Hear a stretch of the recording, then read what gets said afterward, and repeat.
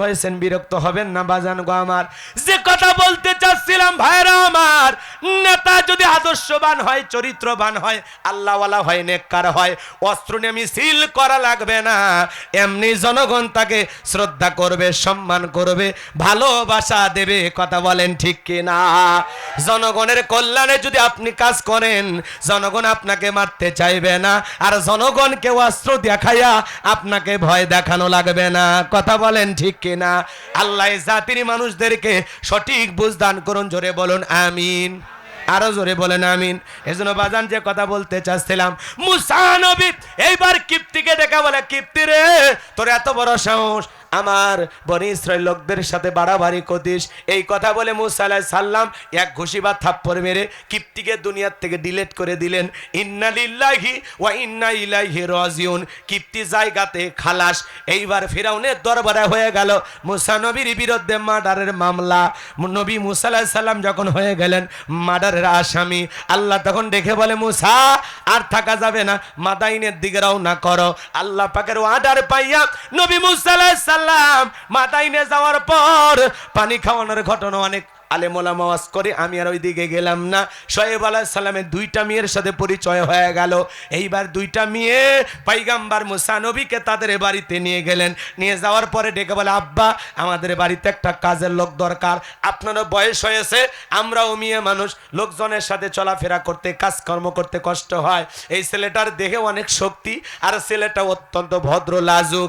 এই ছেলেটার সাথে কয়েকটা ঘন্টা কাটা দিলাম, একবারের জন্য আমাদের দুই বোনের দিকে ফিরেও তাকাই নাই। বলেন আল্লাহু আকবার।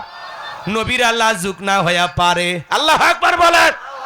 আর আমরা স্বভাব, বুড়া হোক আর বুড়ি হোক, যেমনই চেহারা হোক, যুবক একবার তাকায়, কথা কয় না কেন? চেহারা যেমনই হোক, মহিলা গেলে একবার তাকাবেই, এরকম যুবক আছে না? পরে তাকায় কয়, দেখে মনে করছিলাম ভালো, কিন্তু দেখলাম কালো। কথা কয়, আফসোসও করে। আবার মনে করছিলাম একটা ভালো মহিলা দেখবো, কিন্তু কালো দেখলাম, আফসোস আছে না? যুবক, কুল্লিল মুমিনিনা ইয়াগুদ্দুনা মিন আবসারিহিম, মুমিন পুরুষের দৃষ্টি থাকবে নিচের দিকে।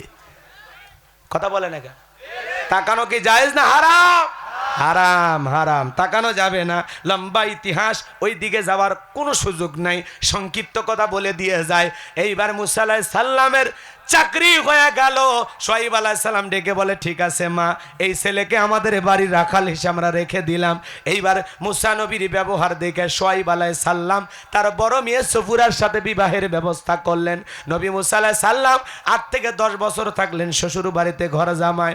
এইবার আল্লাহ ডেকে বলে, নবী মুসা আর কতদিন শ্বশুর বাড়ি মধুর হারি, এইবার গাট্টি গুটি গোছাও, স্ত্রীকে সঙ্গে নাও, মিশরের দিকে রওনা করো।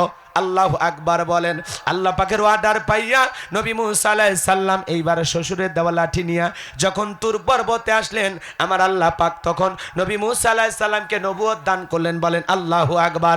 আমার আল্লাহ তখন বলেন, ওয়া মা তিলকা বিয়ামিনিকা ইয়া মুসা।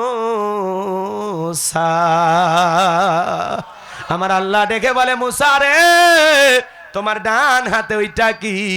মুসা নবী জবাব দিয়ে বলেন, ক্বালা হিয়া আসায়া আতাওয়াক্কাউ আলাইহা ওয়া আহুশু বিহা আলা গনামি ওয়া লিয়া ফিহা মাআরিব উখরা। ডেকে বলেন, আল্লাহ আমার হাতে এটা লাঠি, এটার উপর ভর দিয়ে চলি, ছাগলের জন্য পাতা বাড়ি, ইত্যাদি ইত্যাদি অনেক অনেক কাজ করি। আল্লাহ ডেকে বলে, মুসা প্রশ্ন করলাম একটা, জবাব দাও যাবে একটা। মুসা নবী কথা বলে কার সাথে? আল্লাহর সাথে কথা বলতে মজা আছে না নাই? এ ভাই, শেষ ভালো যার সব ভালো তার। আমি আপনাদেরকে আগে বলছি লম্বা আলোচনা করার নিয়ম ছিল, আপনাদের উপস্থিতি দেখে আমি লম্বা আলোচনায় ধরেছি যে মানুষগুলো এত কষ্ট করে আসছে, একটু ভালোবাসা দেই। খারাপ কিছু বলতেছি ভাই? যদি বলেন দোয়া করে দিচ্ছি আমি, এই জায়গাতে দোয়া চলবে। 2 হাত তুলে বলেন চলবে। একটা তাকবীর দেন তো দেখি, জোরে জোরে জোরে। এটা সবাই হাত তোলে না কেন? ঘুমাইছেন নাকি? সবাই হাত তুলে তাকবীর দেন তো, একটা তাকবীর দেন তো। নারায়ে তাকবীর। নারায়ে তাকবীর, আল কোরআনের আলো,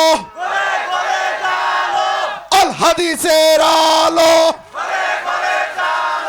কোরআন সুন্নাত যেখানে, উলামায়ে কেরাম যেখানে, গোলাম রব্বানী যুক্তিবাদী হুজুর যেখানে। থাক থাক, এত বড় স্লোগান দিই না, পরে আমি যদি বলি চলে না